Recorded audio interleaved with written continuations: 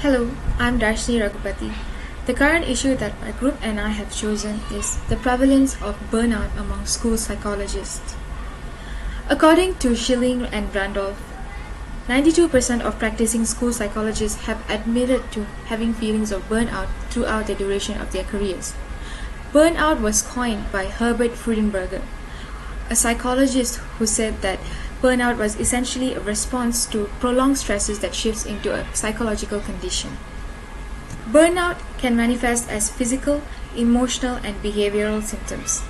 Individuals are usually physically exhausted, more prone to illness due to lowered immunity system, prone to muscle pains and headache, and you can see changes in their appetite and sleeping patterns. As for emotionally, they will have increased feelings of self-doubt and inadequacy and feeling helpless. They would confine themselves to their environment and have symptoms of detachment from their surroundings, which plummets their motivation and heightens their pessimistic thoughts. As for behavioral signs one should look out for, is those who are withdrawn and isolated from the rest of the world, who procrastinates more than usual and neglects the important things in life. Now we are going to delve deep into the reasons which has made this issue widely prevalent among school psychologists. First, they have to play multiple roles which requires them to wear many hats, a few of which includes assessing, screening, designing, and executing behavioral intervention, data collection, and recording the mental health development of students. And along with these, they are also expected to deal with the learning behaviors of students. Technology has advanced exponentially during our period, but it has proven to be a challenge for school psychologists who are now forced to learn the current trends in order to keep up and better understand students' psychological experience. Technology has definitely influenced students' education, temperament, and mental health by infusing fear, shame, and depression from cyberbullying. Then comes the budgetary cuts which are imposed by the authorities, which results in a lack of resources allotted to hire and train new psychologists. This then leads to a shortage among psychologists, where the ratio among school psychologists and students increases even more than the current 1,348 to 1 school psychologist. Lastly, we're going to talk about the compassion fatigue that they go through. It is an inevitable part of the job where they carry and eventually project the problems and trauma of their patients and students onto themselves. Carl Jung calls this the psychic poisoning due to prolonged exposure to severe issues such as suicidal ideation, murder threats, bullying, and such. This causes compassion fatigue to be developed, which is shown by studies, and it results in anxiety, insomnia, insensitivity, and subsequently burnout among school psychologists. That is all from me. Thank you for your time. So today I'll be presenting about the global versus Malaysian perspectives on burnout among school psychologists. The burnout of job opportunities among school psychologists is a potentially severe issue because professionals are very few.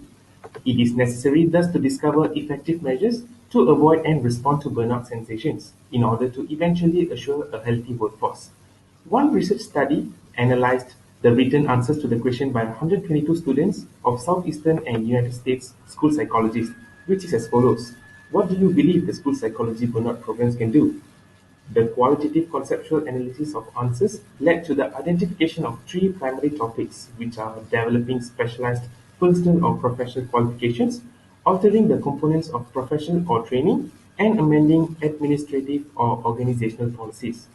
These results are considered in the future as a means of addressing the burnout in the field with reference to particular suggested training programs. In developed and developing countries, the prevalence of work stress among psychologists is increasing. The needs for jobs do not just comprise teaching, but include consulting, conducting research, publications, and even administrative activities. The Rabi back in 2016 have observed that increased administrative burden, financing for research, increased number of students, and less time for students all contribute to psychologists' workloads. As universities in Malaysia are progressing towards a world-class research university, There are a number of specific targets to be accomplished by each research university, particularly when it publishes 2 articles per year in referred and referenced as national or international publications. Moreover, in 2017, all Malaysian research universities are asked to make university research directly beneficial to society by leading a big, challenging agenda and sustainable development objective. And as a result, school psychologists have to deal with their expectations on more stressful work and hence are more vulnerable to burnout. Hence, the techniques needed to reduce school psychologists' burnout due to work-related stress are thus to be identified so as to ensure the quality of education and high employment levels as well as prepare the transit routes of universities into a world-class university of scientific research. Although there are well-informed conclusions on variability in the scale of work burnout among school psychologists, it is plausible to think that owing to the nature of the profession in those respective areas, practitioners in some areas of the USA may be at greater risk for burnout. School psychologists in the mid and southeastern USA generally report larger practitioner-to-student ratio, worse salary satisfaction, higher number of conduct references, and a higher percentage of time spent than their peers in other parts of the country. As all these factors are known to be associated with bad emotions about one's work, you may reasonably expect to experience higher degree of burnout at work in general. The aim of the current study was to find out how accurate this is. Meanwhile, in Malaysia, in these recent years, the pressure of school psychologists and associated staff to satisfy the expanding demands for worldwide recognition in academics and in the field of research to generate income for the university and the important qualities set by the university in administrative functions were also expected to be fulfilled. Psychologists must work harder to achieve this standard to provide sufficient results such as high-impact publications, research funds, and student supervision. At the same time, the related personnel and other staff were pushed by lowering the number of people and resources to work harder to deliver high level of administrative services. Burnout is a growing problem that affects the satisfaction of a person's work and their physical and mental health. This problem must be dealt with in order to protect the health of a person in his or her bodily and mental health and to preserve the integrity of the university. Therefore, it is aimed at determining the frequency of burnout among university employees and their connection to work satisfaction and psychological discomfort. Thank you. Anisha, and I'll be presenting on the theories related to burnout among school and educational psychologists. So the first model that we came up with was the Job Demand Resources Model, which is also known as JDR, and it was invented by Baker and Demerty to study on the burnout and stress level from the employees within the organizational performance. So it's to actually study how do they get burnout with two main categories, which are the job demands and job resources, which is the plus and the minus. So this is an example of figure that we came up with regarding our burnout topic. So firstly, we see there's job demands up there, which explains that promote positive behavior, evaluating high-risk students, promoting academic achievement, and emotional exhaustion. So the first one is promote positive behavior, which actually explain that psychologists has to be always positive, and no matter what they go through, even they feel depressed, they feel anxiety, they feel sadness, they should remain to be positive towards the students and the school. So second one is evaluating high-risk students. So let's say the students are having mentally ill problems, or they have behavioral problems, they don't want to listen to the psychologist, and like they have so many problems, and you can't really evaluate them in their academic performance or mentally performance or anything. So that is quite a demanding job to do when you're treating high-risk students. So the third one is promoting academic achievement. So no matter how bad that student is, like they get a fail, E, always D, and the psychologist has to always motivate the student to at least push them to one grade higher, either pass or either you can get one grade higher. They should remain they should be like, you got to do this, you have to do this, you have to get an A. So it's like pushing the limits of the student to get a better result. So the last one is emotional exhaustion, which is actually for psychologists to feel a lot of negative inner emotions like depression, anxiety, panic attacks. They have sleep disorder. They have so many things when they're treating students like this. So this is all included into exhaustion, which is the minus of job demand. So what are the plus of job resources? As you see there, have talks regarding burnout among psychologists. So they could have like talks in school regarding how psychologists are facing the dreadful moments of them, like they are so tired, they're having so many negativity when they're treating students. So students should be aware that they should be aware that psychologists are also suffering, that they need help as well. They need the students to be cooperative enough together to actually be in the same level. Like, you are healing, I'm teaching, you are healing, I'm teaching, I'm learning, and I'm gonna respect it. So it's like that. So the second one will be supervisor support. So let's say this psychologist has to evaluate these 10 students in a row, which is actually really stressful. Maybe she or he can aggregate the part to another supervisor. Like, let's say they want to mark, they would take a part on marking their results, and I'll take a part on grading the results. So it's two different parts, so they can have a hand from someone. The third one is alternate ways of screening. So they can have different academic screening tests, like in technology wise, rather than doing paperwork. Then a last one is self-care. So let's say the psychologist is facing a lot of stress and so many anxiety and everything. So they can have like talks in school regarding time management and self-care things for the psychologists. Next is the Newstrom's model of job stress, which was invented by Davis and Newstrom in 1985. This was mainly only about stress. So this whole model is explaining about stress. So under the stress, there are three main terms, which is physiological, psychological, and behavioral. So how stress actually affect three of this.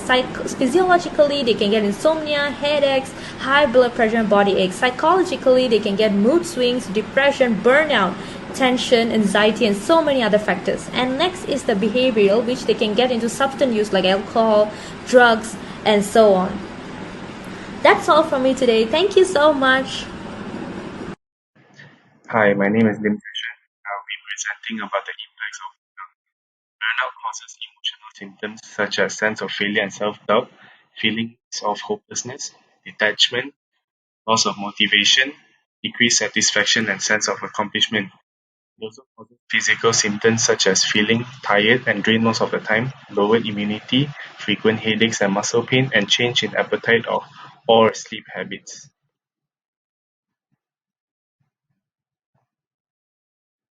So, how do you prevent burnout?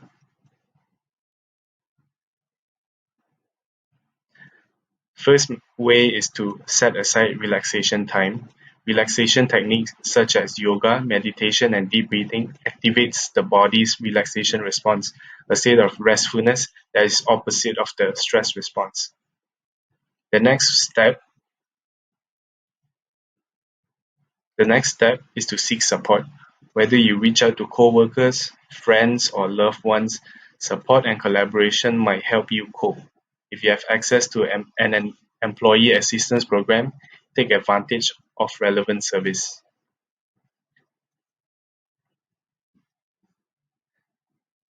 Another way to prevent burnout is to evaluate your options. Discuss specific concern with your supervisor. Maybe you can work together to change expectations or reach compromises or solutions. Try to set goals for what must get done and what can wait.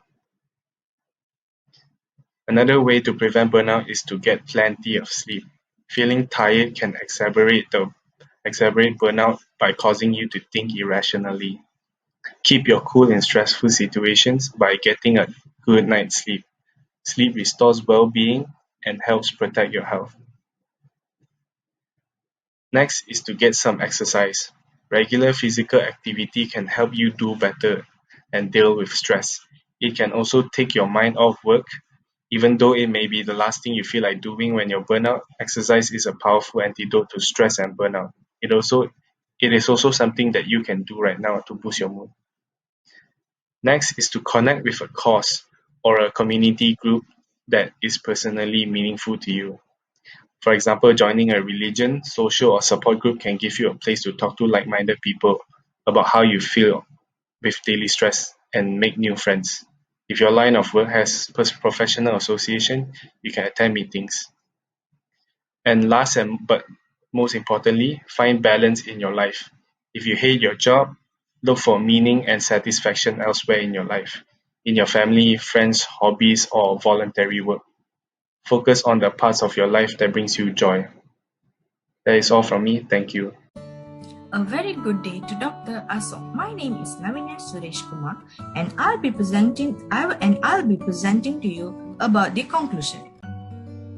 To summarize our discussion today, as mentioned before, burnout is known as a common stage of exhaustion physically and mentally that is faced by individuals due to excessive workload and stress. As the tension mounts, you begin to lose interest in and enthusiasm for the job you took in the first place. It is clearly proven that burnouts are caused by lack of controls in terms of schedules and workload as well as imbalance in individuals' work life.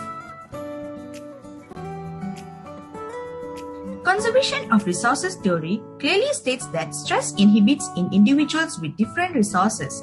Meanwhile, the mass/burnout inventory, which is known as MBI, is a model explains to us that one's job can be affected by excess fatigue in personal feelings and one's personal achievements. In research study, it has been proven that Malaysia has minimal number of experiences faced by school psychologists compared to the Western countries such as USA, MID, and Southern USA.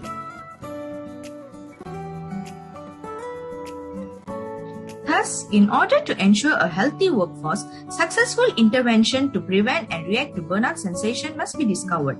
The findings will be seen in the future as a way of combating burnout in the workplace, with specific training programs being proposed. Workplace stress is becoming more common among psychologists in both developed and developing countries. Considering the theories, the JDR model explains that we can identify the sites that provide positive and negative outcomes, which also correlates to the Newstrom's model where it identifies the type of stresses.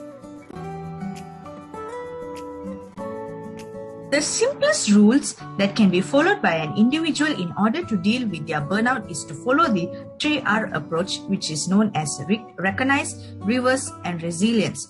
This is where individuals are observant of their symptoms, then they seek for help or ways to manage the situation, and finally they build their resilience in a well manner. Future research should focus on identifying potentially useful strategies for addressing burnout in the field, with a focus on assessing the practical outcomes of such strategies in terms of preventing burnout among professionals. That's all from me. Thank you.